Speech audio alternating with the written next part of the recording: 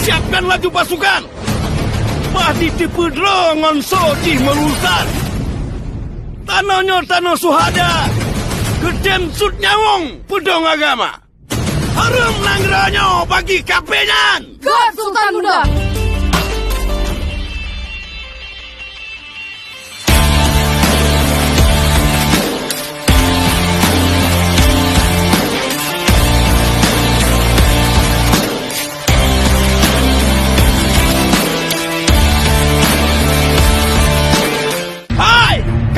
KP penjajah, Ayah Lon Sultan Mansur Shah sudah berkali-kali mengingatkan, tanah ini haram untuk kalian.